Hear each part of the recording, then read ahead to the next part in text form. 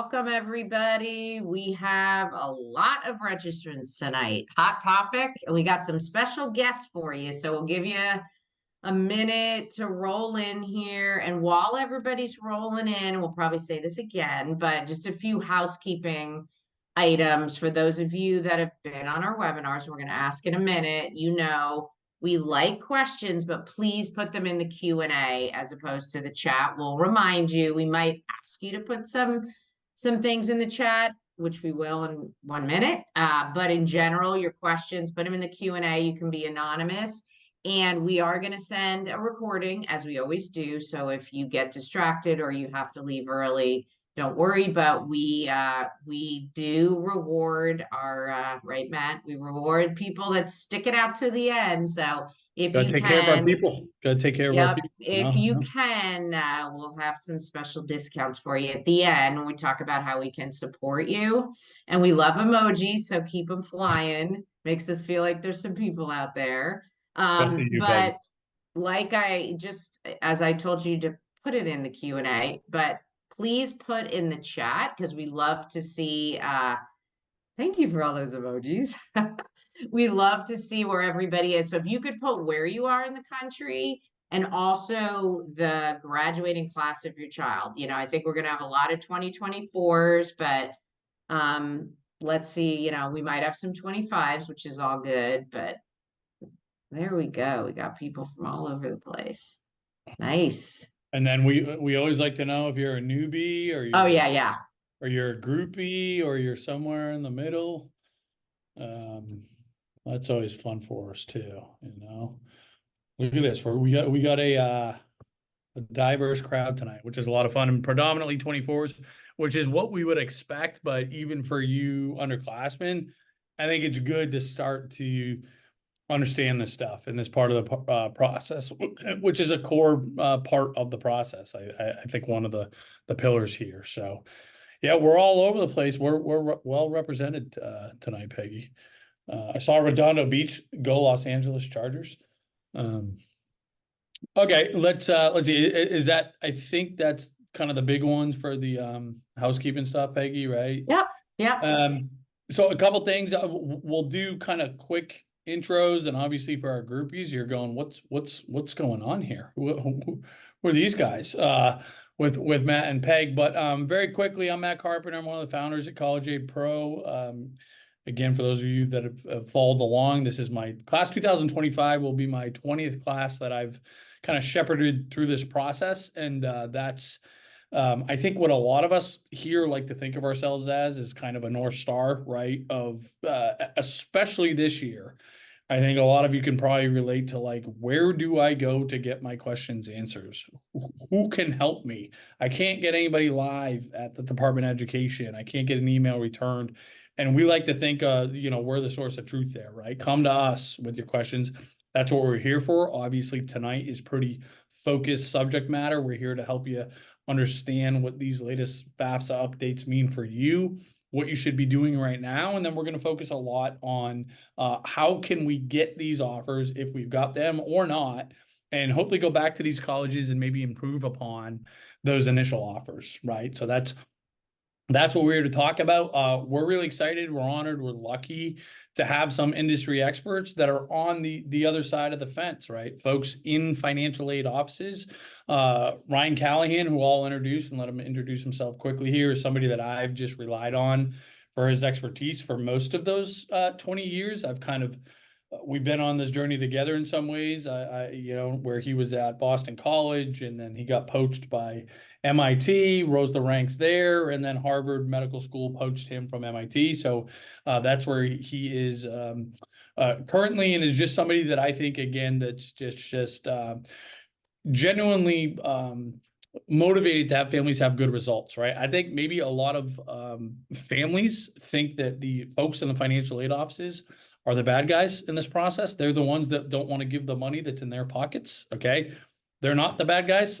They're our friends. They're our colleagues. They help us help you all, right? And they help you all. And we'll talk about how, you can meet with these guys one-on-one to help you specifically after the fact tonight. But anyways, Ryan, if you want to say hi quick before we get into you know, Peg and Lauren introduce themselves, we'll keep it going. Yeah, as Matt said, currently the director of financial aid at Harvard Medical. Here tonight, I know there's so many questions with everything that's happening this year in particular. So again, I'll be here for the first part of this. I think Matt and Peg have some questions. I'm more than happy to answer that and shed some light and give you the perspective of what schools are seeing on the other side. Because schools have been just as frustrated as the parents with this whole process. We've kind of been put in that predicament, and we're the middleman in between the federal side and the students. So again, hopefully here to answer any questions and clear up any misconceptions that are happening this year. Yeah, no, appreciate it. Make sure you guys take advantage, right? I think this is a little bit of a unique opportunity with the access that you have to certainly Laura and Ryan and obviously the four of us tonight, but that's what they're here for. So challenge us, put those in the Q&A, pepper us. And then of course, Peggy, the fairy godmother of financial aid herself, usually in Seattle, originally from New Jersey. She always makes me, you know, make a point to say that. She's an East Coast girl. Right now, joining us from Scottsdale, Arizona area. So Peggy, if you want to say hi, we'll. Yeah. Well, for you newbies, I've been doing this for a while, started my own business, joined CAP in 2021. I'm a financial advisor, financial planner by background, and this just started focusing just on this over 10 years ago. But my best credential is I have twins.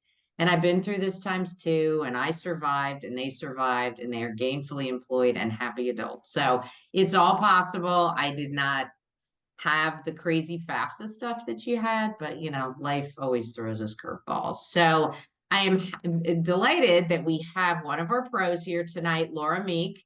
She used to run financial aid at Denison and now is running financial aid at Columbus College of Art and Design. So it's interesting because she has experience with CSS at Denison, but now she's at a FAFSA only school, so we can hear about those challenges versus Ryan being at a CSS profile school. So, you know, they get information a lot earlier because that form did not have issues. So what we'd like to do is just kick off tonight, kind of letting them answer a few questions, give you some insights of, you know, kind of the behind the scenes view right here. So why don't we kick it off, like Ryan, you know, just speak about what you mentioned, that you're stuck in the middle and it's just as challenging for the colleges and universities as it is for parents, just in a different, you know, different way. You know, what challenges have you had? How is this impacting your families? What are you doing as an institution, you know, to get through this time?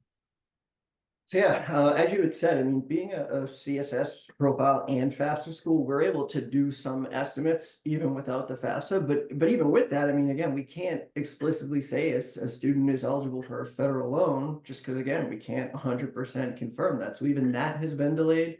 So even CSS profile schools, many of which have held back on giving things out because, again, you can't give a complete award without being able to tell a student if they're eligible for federal loans or federal work study. So again, if some parents on here might have a student at a CSS profile school and they're being delayed, so just to give them some answers that it's possible even to be delayed at the CSS profile side, just because, again, it's hard to send out half of a financial aid award. Yep. How about you, Laura? What's your take at your institution?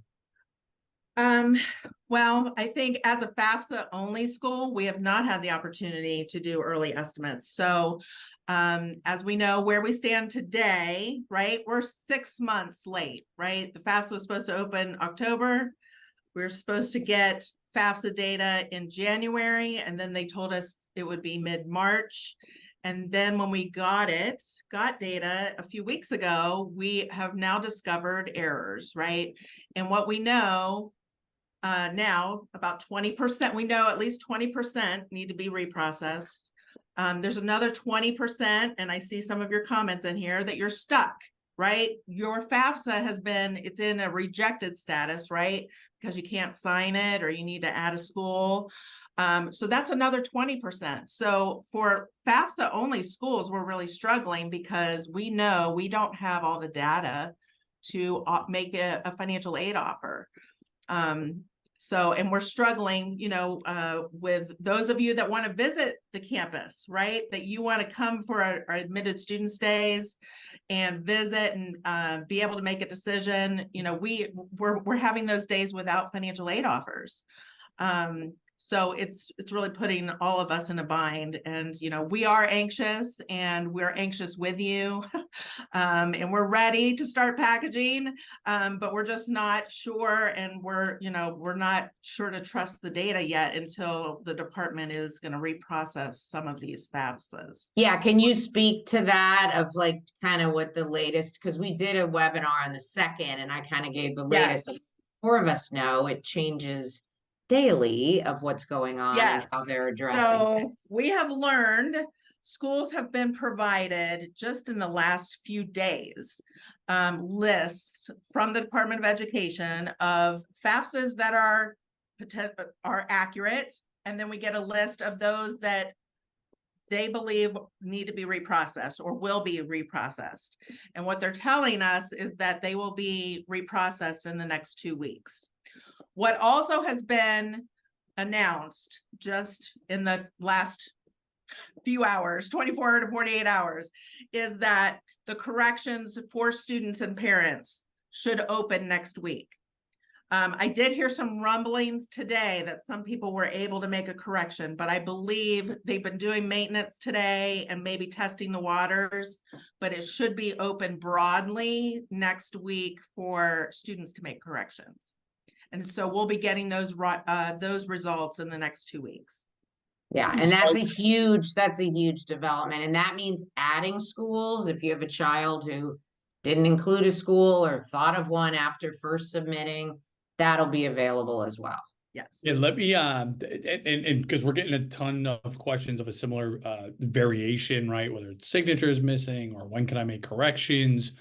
A ton of angst around, well, we're going to be too late to do an appeal before deadlines might be due, or we have to make decisions, right? The first kind of commentary that I'll give, just to reiterate, we try to scream this from the mountaintops throughout this kind of nightmare, but almost every family has had an issue, right? So your frustrations, your glitches, your whatever you want to call it, is the opposite of unique to you. And as you're hearing from Ryan and Laura, the colleges know it too, right?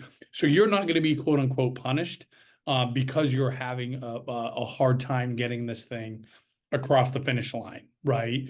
But Laura and Ryan as well, I know you can't speak for other institutions, but maybe just between your institution and just other folks that you know in the industry, curious to how you're answering the question around like the timeline piece, right? For these families that are like, we have to commit by X amount, or we have time to appeal, or we're going to have time to get our housing deposit in. How would you answer that? So again, I think it's going to be up to each school to decide if they're going to extend it. I actually heard from someone today, they were waiting to hear back from one particular school if it was going to be extended, and they actually said no. So again, I don't know if that's going to be the final answer though. And again, anytime you hear that, schools are also working with an unknown. And again, everything Laura had said, when they expect it to come out, but they've said that before, and every time the can just keeps being kicked down the road.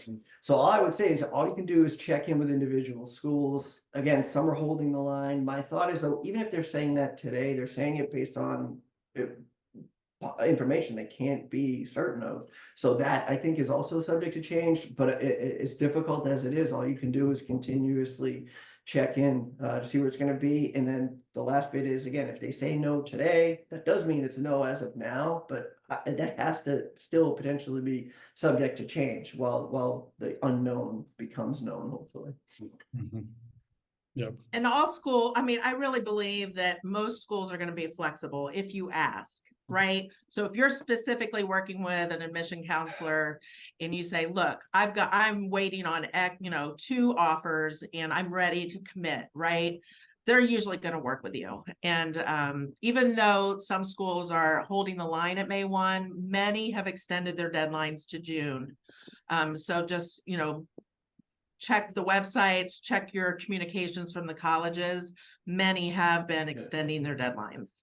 And on that, I would just say it's the type of thing where as some schools begin to do it, others who may have even thought they weren't going to, I think may eventually will do it, because again, if their comp schools are doing it, they're putting their own cross-admit students in a bind by not following suit.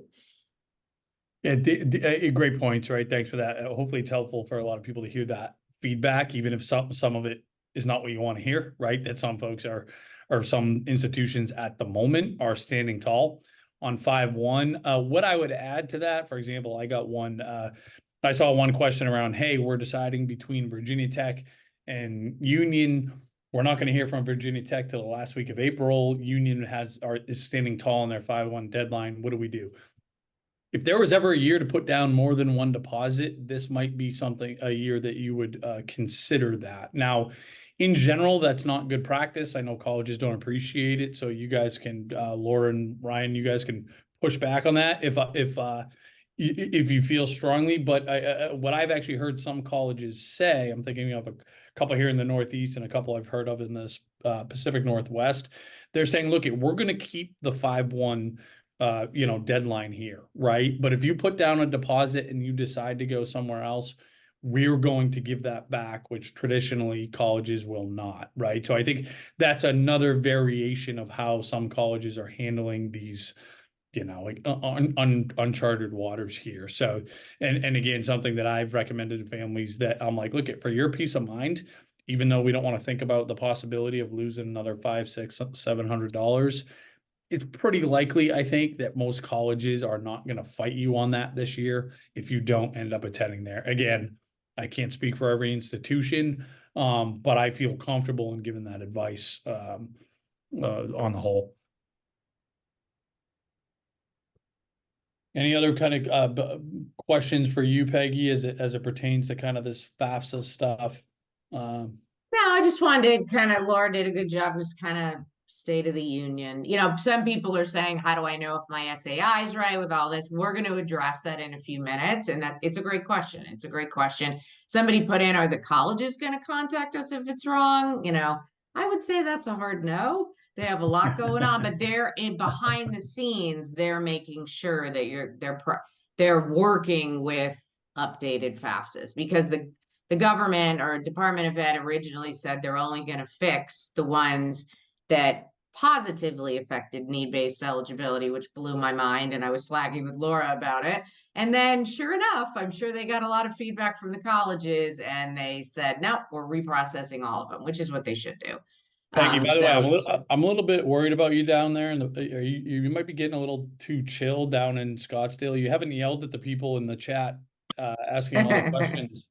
Yeah, guys, put your questions in the Q&A, because we look in one place and you're a great audience, because it says 99 plus on my screen. So we will do our best to get to as many as we can. We won't get to all of them. And I'm sure a lot of them are similar. So, well, why don't let's kick this off, touch on some appeals. We're going to ask Ryan and Laura some questions around that, and then we'll let them go so they can have the rest of their evening. And then we'll get in the weeds on appeals, which is, the second part of tonight. But we just really wanted to have them on.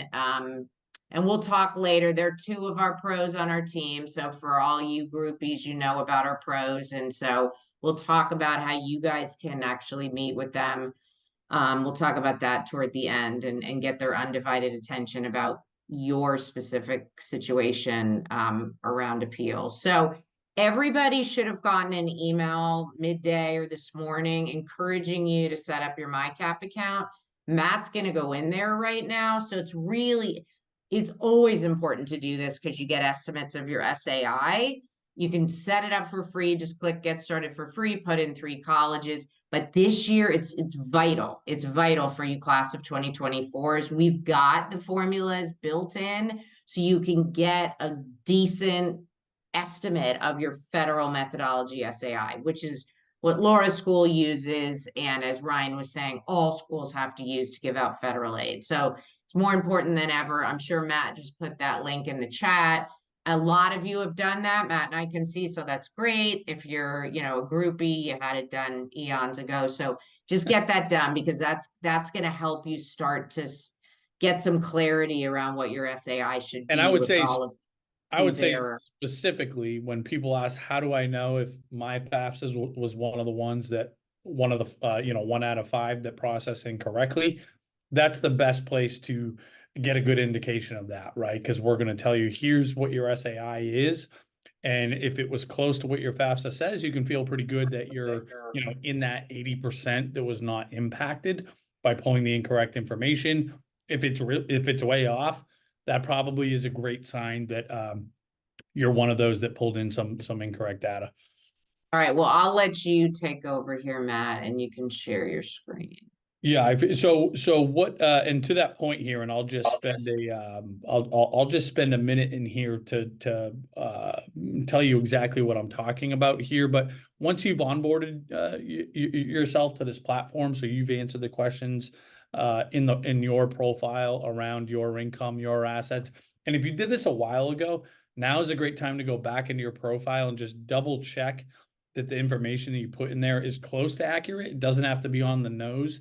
But this federal SAI is the exact table that the Department of Education uses, and our system is not glitching, right? So this is going to be a very good indication of what your actual SAI should be, is this number. So that's what I want to highlight, because if you've submitted your FAFSA and you log in and you see what your SAI is and it's wildly different than this number, then that should give you a good idea. Okay, you know what? Mine was probably one of those FAFSAs, or this is a good indicator that my FAFSA was probably impacted, probably incorrect. Okay.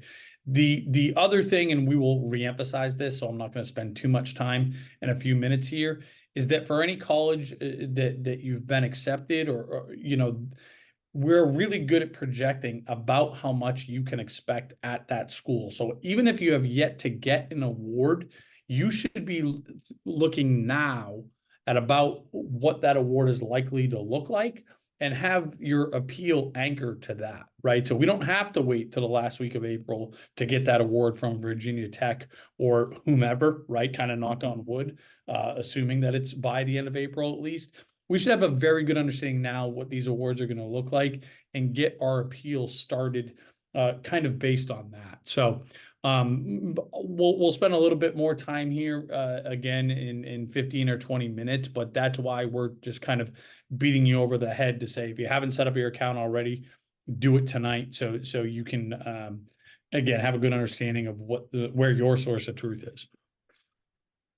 All right, so this stuff, Laura nicely covered about the correction. So who knows, maybe it'll go live over the weekend. You can always log in and check it out. Log into your child's studentaid.gov account.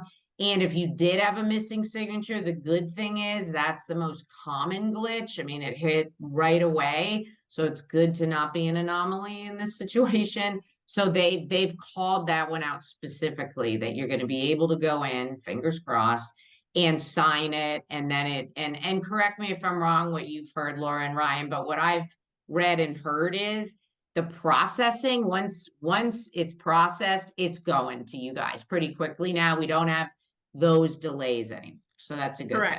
Yeah. So that's a positive, right? We gotta emphasize the positives here a little bit once in a while, because there aren't many. So as Matt said, and I said, you gotta know your SAI, and you can take advantage of this time. Like, I just spoke with a family this afternoon, and it was about appealing merit. And they're like, well, should we wait? I'm like, no, let's appeal. You're appealing to admissions. Go ahead and get that appeal in. So before we send off Ryan and Laura, and we continue, Matt and I, with the deck, let's just take a minute, since we have these guys behind the scenes, just to chat a little bit about appeal. So Laura, when a family's approaching about appeals, first of all, we already said this, but your kid isn't going to be told they can't come anymore. How dare you ask for more money? Even if, like this family today, the student got quite a bit of money. It's like, well, hey, can we really do this? I said, yes, you can. They're not going to take away admission. The worst that can happen is you're out sometime and they say no. So when a family approaches you, like in your mind, and Matt and I will touch on some of this in more detail, but like what kind of family do you feel incented to actually help and have a successful appeal on their end? Well, gosh. So usually you're appealing to the admission officer, right? For your merit appeal. And, you know, that admission counselor has invested a lot of time in your student and recruiting them. And they're very highly invested in enrolling your student, right? So, so we want to know, you know, what makes our college special. We want to know that we're your top choice. We want to know that, you know, how do you see yourself here, right? Like, I'm really super excited about the animation program, right? And this is why, and how I can see myself on your campus, and then make the ask, right? So we want to know a little bit about your student, how excited they are to be, you know, one of our students, and then make the ask of, you know, how much more is it going to take for you to enroll? And I do like when families, you know, ask for a specific number. We're looking for, you know, 4,000 to 8,000 more to make this work, because that really does help the financial aid office know what is it going to take to get you here. And sometimes the answer is no. Sometimes, you know, well, we can do the 4, right? And it's not going to hurt to ask. And like you said, Peg, we expect appeals. This is an every year thing. It's not something that, you know, we're disgusted at or anything like that. It's just, you know, we expect it.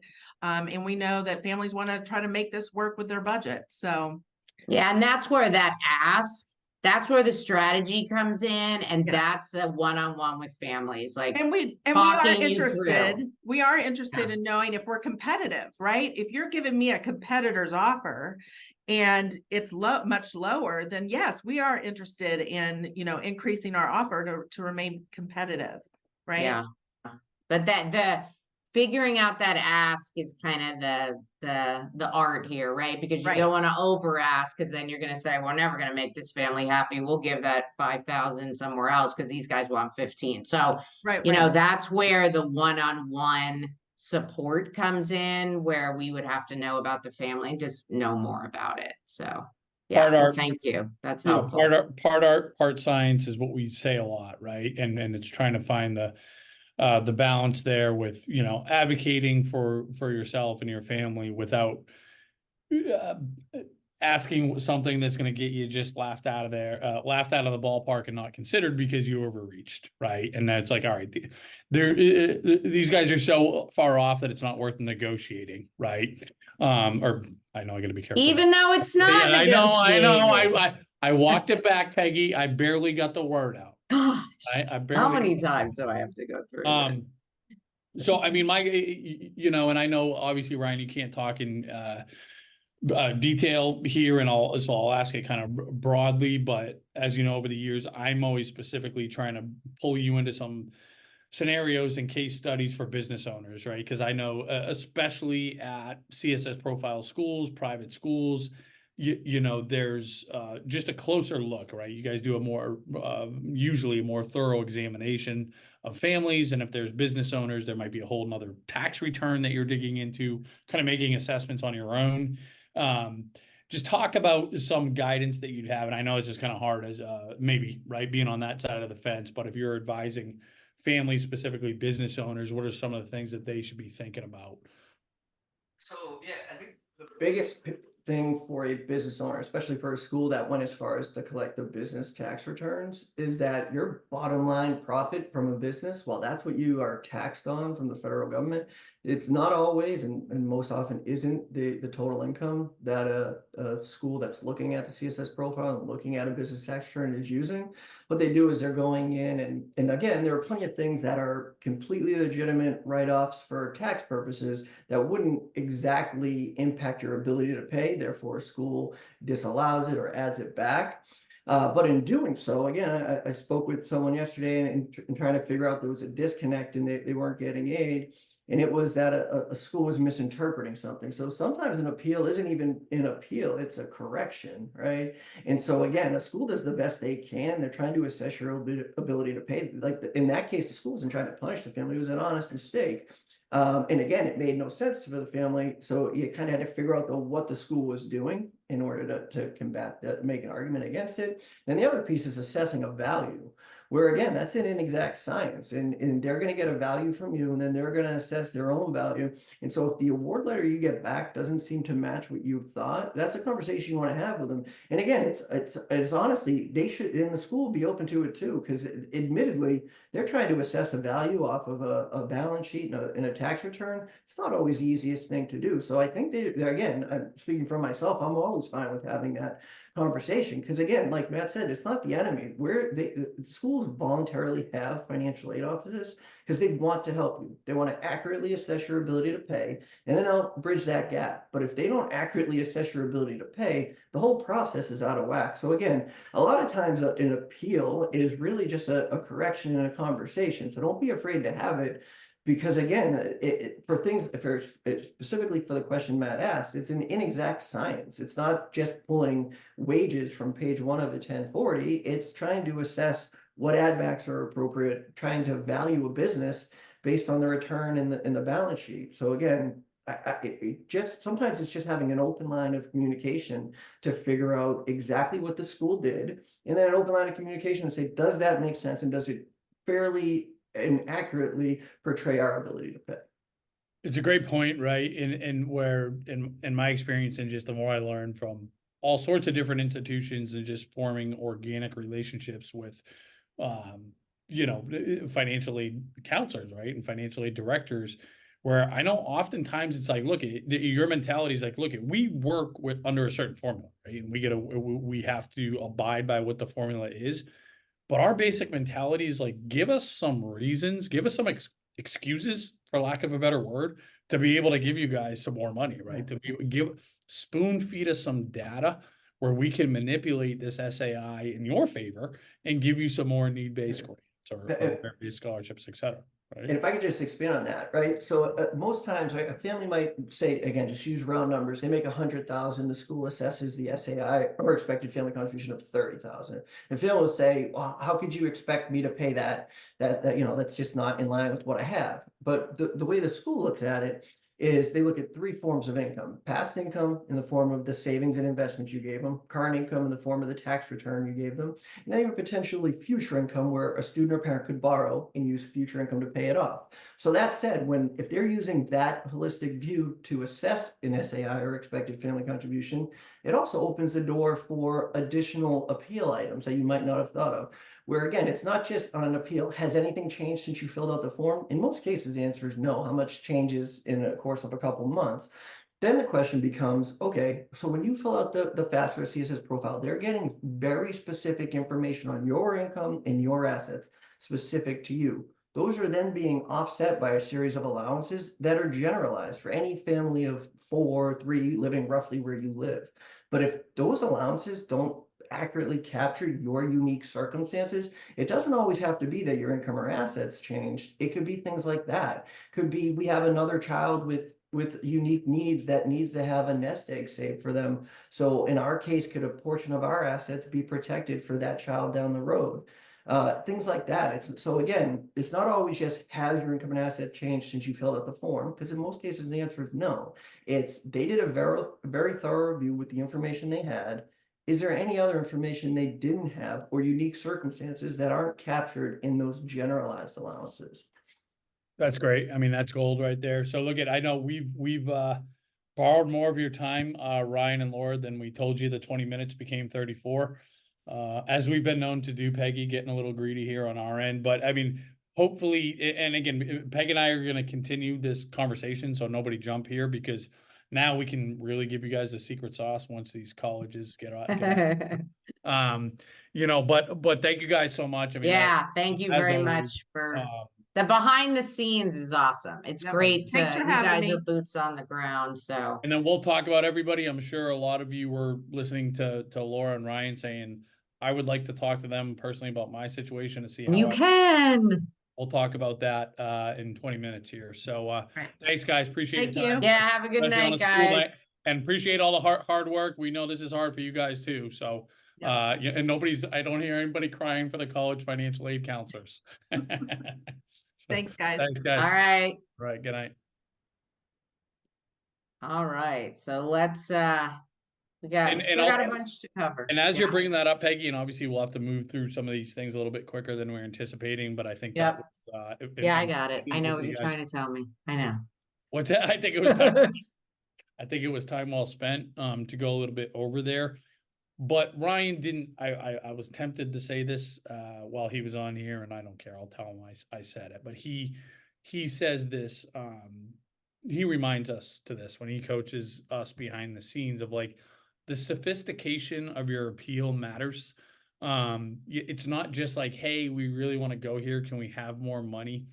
A level of sophistication to your appeal is going to maximize your odds of having a more having a successful outcome, right? So even those things, even though I've heard them a million times from him, just that point right there about past, current, future income. Yeah, it's gold. It really is. Yeah, because you wonder why are they asking all this information on the CSS? Well, they're not doing it for the fun of it, right? So Right. yeah.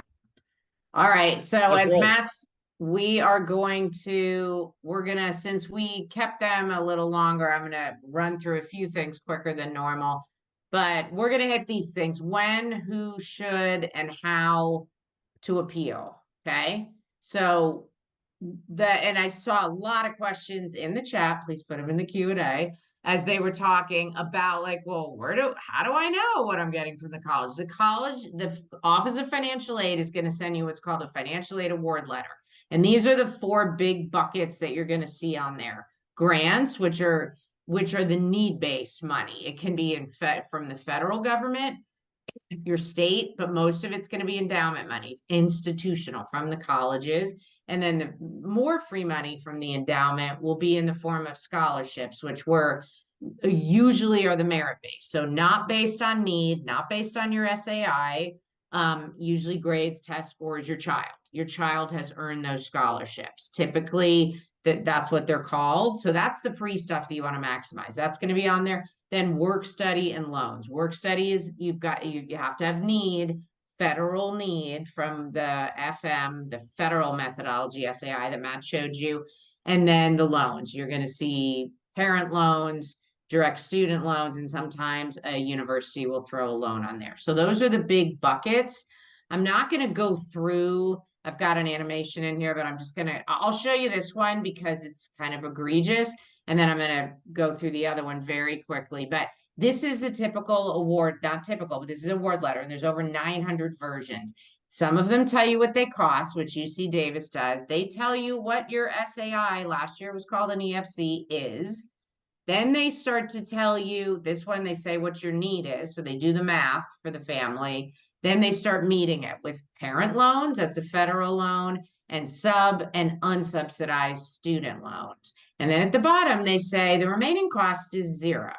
Well, the remaining cost is everything because you're taking out loans. So this is that next step when you start getting these. You might have gotten some from the CSS schools, like Ryan said. This is Drexel. They require the CSS profile. So you notice there's scholarships and grants, like I just talked about. You need to make sure that scholarships are merit because it's offered for all 4 years. There's a scholarship, there's grants. They're estimating federal money, even though they don't have the FAFSA, but it's estimated. They can't be official, like Ryan said. And again, they're giving work study and those direct student loans. This should show up in the portal. People are like, am I getting this when I log into studentaid.gov? No, this comes from the colleges. Okay, that's that next step. And some of you might already have seen them. So who? So, and Laura mentioned this, but you might not have caught it. I know they shared a lot of stuff pretty quickly. There's 2 types of appeals. There's a merit-based appeal for merits, more merit or you didn't get any. And then there's a need-based appeal. And so the merit-based appeal is to the Office of Admissions. The need-based appeal is to the Office of Financial Aid. You have to have that financial aid award letter to do a need-based appeal. So some of the CSS profile schools, you could have been doing those, but merit appeals, you could have been doing them ongoing. We've been doing them for several months. And some families, depending on their situation, we might counsel it's potentially that you would do both, depending on the family's situation. So the next question is, should you appeal? So there's certain opportunities that are going to be much more successful, the good candidates for appeal. So here's a few bullet points on this. If you're making a generalization, private colleges, if I went to Vegas every weekend and I was a bettor, which I don't, I would bet on private colleges, right? Because you're much more likely to have a successful appeal at a private college than a state public school. Doesn't mean they're never successful, but just on average. And then the other thing to think about is all you 2024 parents, which most of you are on here, when you did these forms, remember it was all about 2022. Well, if 2023 is different, or in 2022, something weird happened, you took a retirement distribution, you had a big capital gain, anything that was just not something that repeats, that should set a light bulb off. Oh, I probably need to appeal. I need to let them know that income is not my normal situation. That AGI is not normal.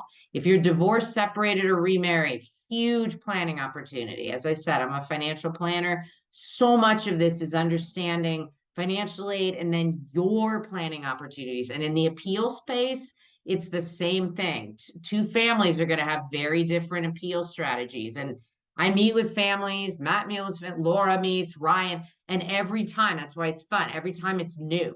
Okay, what's the angle?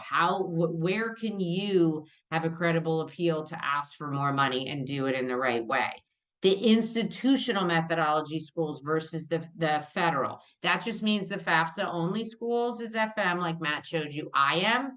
Those are the CSS profile schools. So there's a difference there. And Ryan very nicely hit on some great points for business owners. If you are a business owner, you really should seek some help. Valuing your business is a whole thing now because every school looks at that now, which is new. But also that tax return. And if you have an S Corp and you have a K1 and you have expenses like Ryan touched on, some of them are great for Uncle Sam for you to have a lower profit in your business. But the colleges might say, nah, we're adding that back in. And then you're looking at your SAI saying, how does this work? And it could be something you could definitely appeal on. And then Laura touched on this one too. Competing offers are huge. And this is a big reason why when we work with families in our package, where we walk along with the student and the parent, we will have foresight to say, hey, you love that school. This is a competing school. Apply because down the road, we could have a great appeal opportunity. So very forward thinking. So those are good candidates for appeals.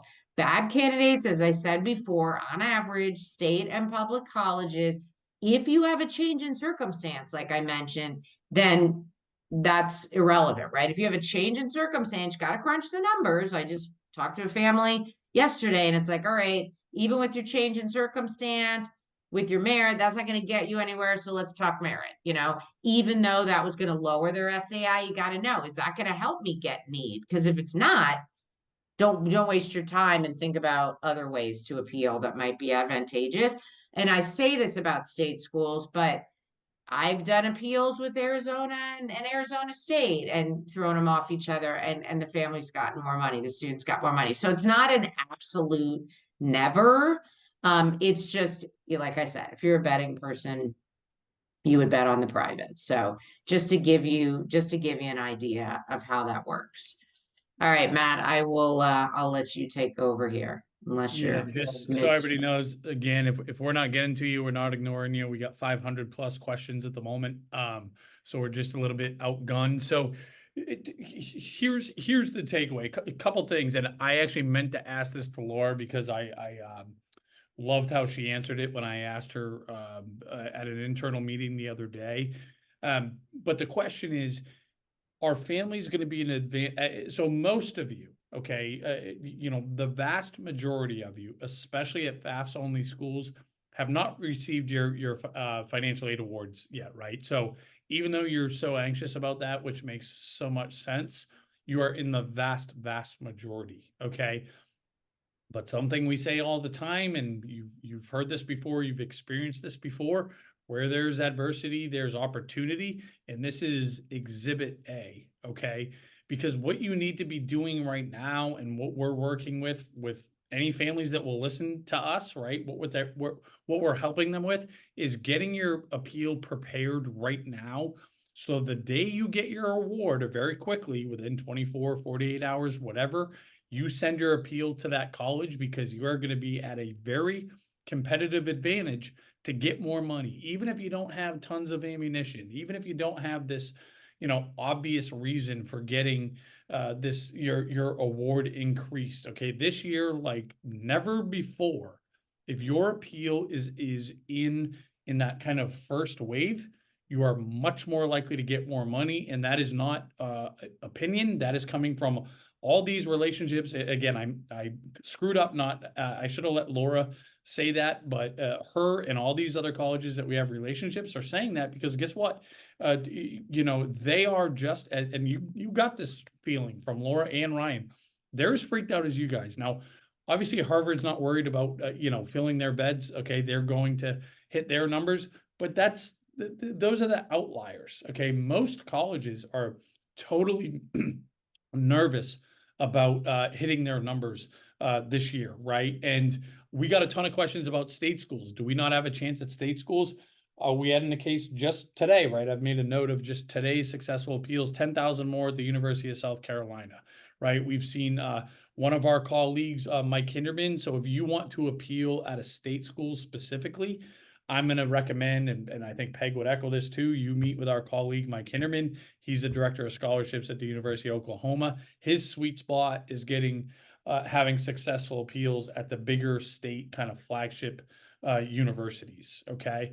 But Peggy, I'll quickly share my screen again before I kick it to you again. You kick it back to me again. But so again, here's where, as we talk about what should you be doing today, you should have a really good idea. If I know that NYU is my top choice and I haven't received an award, I should know about how much it's going to cost me and start getting my appeal ready. So when the day that I get it, right, I'm just tweaking some very small details or actual numbers, and then I'm going to get that appeal sent to them.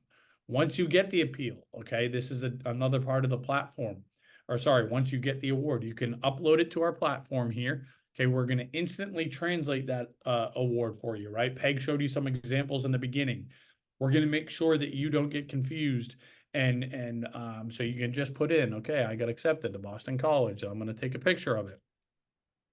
Oh, I got kicked out here. But when you upload it there, okay, we're going to instantly be able to translate your award letter and then tell you, did you get a good deal? Was that a fair offer from this college? What is the likelihood that you could appeal?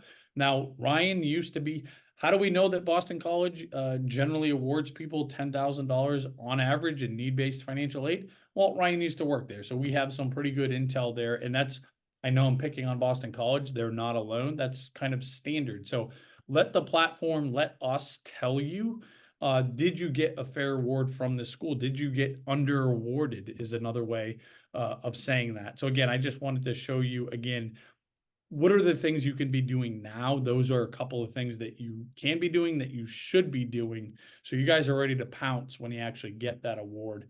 And I think we have another slide or two here before we talk about next steps. Peggy, if you Yeah, want. let me share. Sorry, I'm just busy at work. I know, buddy. Busy answering questions. I don't want to All right. interrupt your job while you're at work. Okay. Yeah, you want to touch on this Yeah, real quick? and look at, go ahead and the other place that you would want to say, get an idea of what your financial award is likely going to look like is via college's net price calculators. Every college is obligated to have a net price calculator on their financial aid website. The concept being that hopefully it gives you an understanding of, hey, if I get accepted, what is my family likely going to pay? You see kind of what's bolded here, be careful. The majority of colleges' net price calculators are misleading, right? It's not intentional. It's not malicious. It's just not something that they keep up with. Very few of them have their own net price calculators, so they are outsourced to third parties. Again, we like to consider ourselves a source of truth because we spend an unbelievable amount of money and time and resources and bandwidth on trying to be as accurate as possible with our data. So we're not saying don't go check out net price calculators. No, we're not saying that they all stink, because they don't, but don't take them as gospel. You know, and again, we're much more comfortable with ours because that's what the data supports. Yeah, you good on this one? Yeah, This I'm good. Go ahead. Yeah, and then lastly, let's just you heard us talk some X's and O's. I think again, Ryan and Laura are, you know, again, they've been doing this for the better part of their careers. You heard them talk through it. I think Laura talked these first two bullets. She hit on kind of specifically, just organically, right? Tell us your story, make us motivated. The demonstrated interest piece, right? The demonstrated interest piece is so important. Make it crystal clear that that is where you guys want to actually attend. It's never been more important than this year. As colleges are freaked out about enrollment numbers, it's never been more important than this year, okay? That specific ask, and what is this number? Now, look, there are situations, I've done it more than once this year, where I'm saying you should ask for $52,000 more dollars, okay? Because now, is that unique? Of course it is. That is not the advice that I'm giving to most families, but we had an absolute reason to ask for that amount. We got very close, right? We got very close because we knew that we knew that the college was playing some games that they shouldn't have played. The specific game they were playing is that it was a college that used the institutional methodology. They're not supposed to count step parent income and assets. Oftentimes they do. They did on this case. We called them on it, and you know that's why we got very close. $47,000 more dollars. Okay. See that, and that's an example of understanding on the institutional side, having a good idea of what your SAI is. If you don't, you're kind of just deer in the headlights, right? You don't have the, you know, the data to follow up with the schools. 100%, right? And I think we've all hit on these other bullet points as we spoke tonight, kind of organically, right? Each college is different. How Laura does it at both of the schools she's been at in Ohio is different than the 3 schools that Ryan's been at in Massachusetts, and of course that happens kind of across the board. But you know what? You heard me mention Mike Hinderman earlier. He talks a lot about this be persistent piece, right? And it doesn't mean that nobody's being jerks here, because that's not going to get you what you want. But the persistence, and Mike told us some good stories about it when we were face to face in Boston, whatever it was, a month ago, you know, about just kind of telling some of his anecdotal stories of these people that really didn't have a good case, but wouldn't go away. And he finally shut them up with money, and he does that with some consistency. So again, it was just important to have that reinforced. Do we have another slide after this, Peggy? I can't remember. Oh, this was the before and after. Yeah, Yeah. So this, yeah, go ahead. So this You is got it. Occidental College. You see the initial award, which was fairly generous, decent amount of need-based financial aid. You can go to the next one, Peggy, right? And you see they came back with what was it? Another 30,000 some odd, or 20, I Yeah. forget more they And came this back was with, just whatever. basically, yeah, went from 34 to 62. Granted, this is a huge win.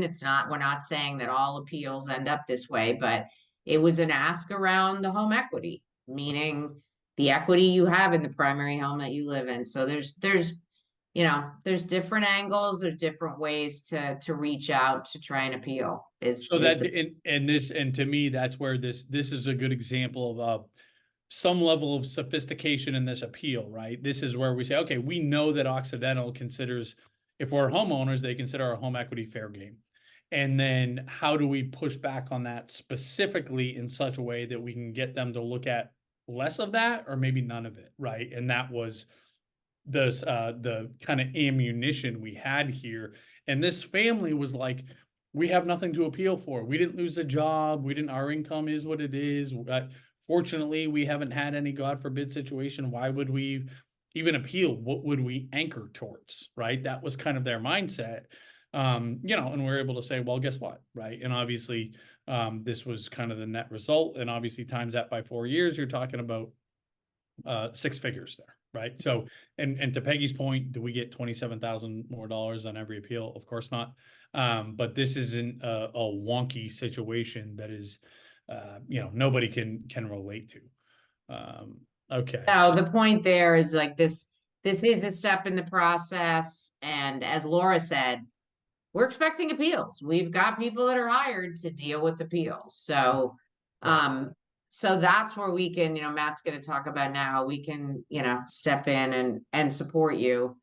Yeah, and I know a lot of you guys have opted in already. We've had some, so here's some of the results from today. I want to say 5,000 more from Syracuse, 5,000 more from Syracuse, 10,000 more from Babson, 17,000 more from Johns Hopkins, 24,000 more from Johns Hopkins, 23,000 from Northeastern.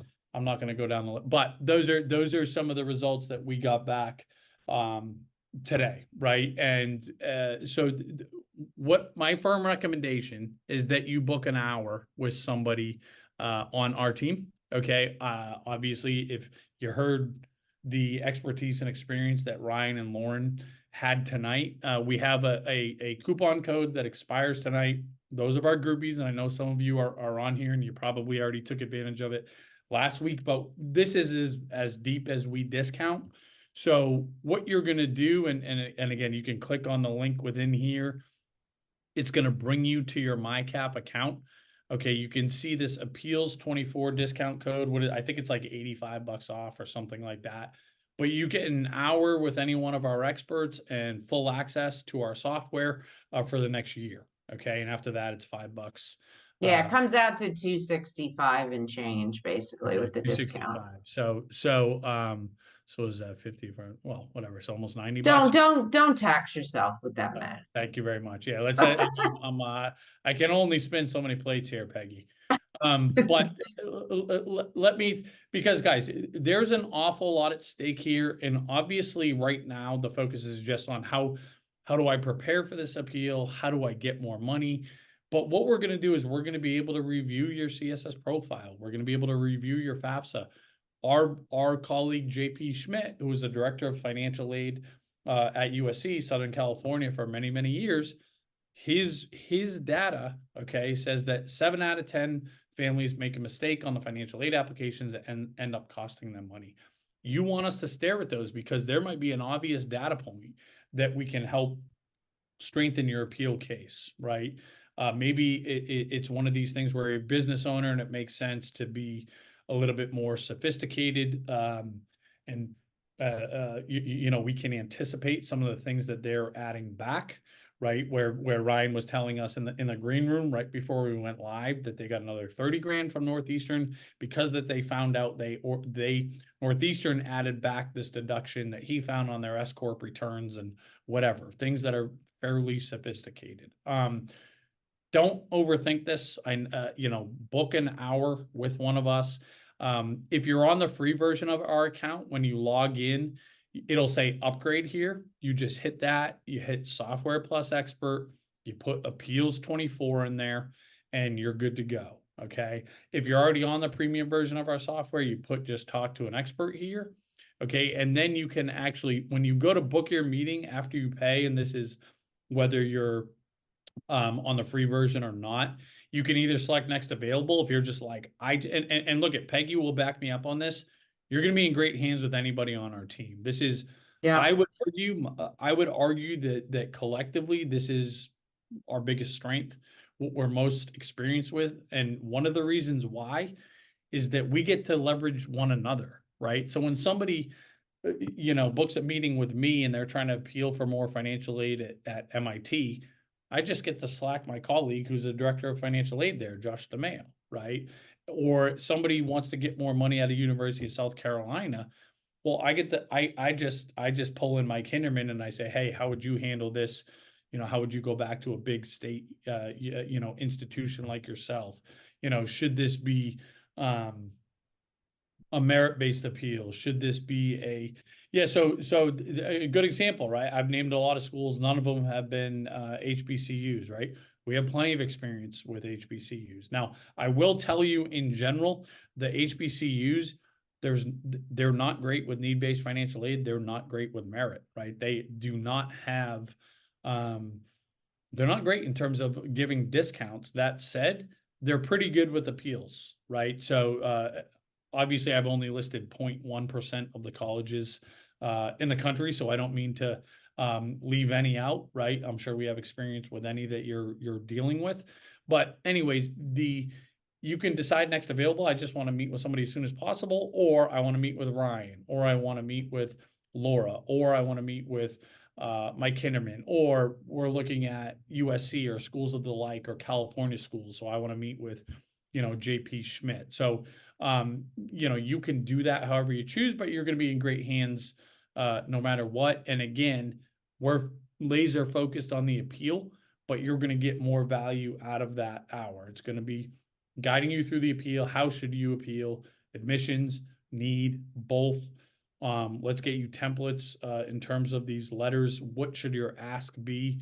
What ammunition can you leverage in your situation? What schools should you be leveraging against one another, right? These are the types of things that you're going to get out of that hour. And then peeking around the corner, right? If it's not obvious to you how you guys are going to pay this bill, we can start having that conversation. Well, what loans should our family take? Should we use our 529s all up front? Should we spread them over the 4 years, right? How much is too much for our kid to borrow?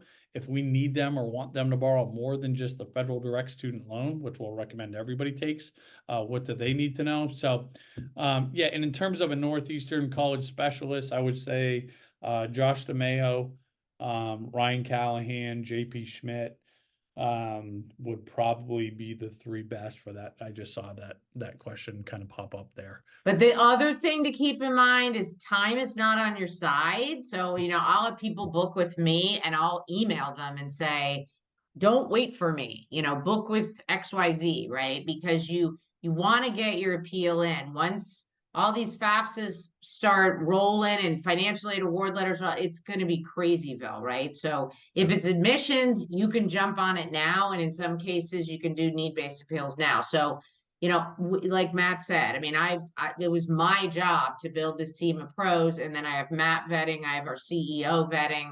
So I sleep at night knowing these people are creme de la creme, right? So they all can help if they have any doubt about anything, or they just want to get a little bit more info. None of us, we all collectively are smarter together, right?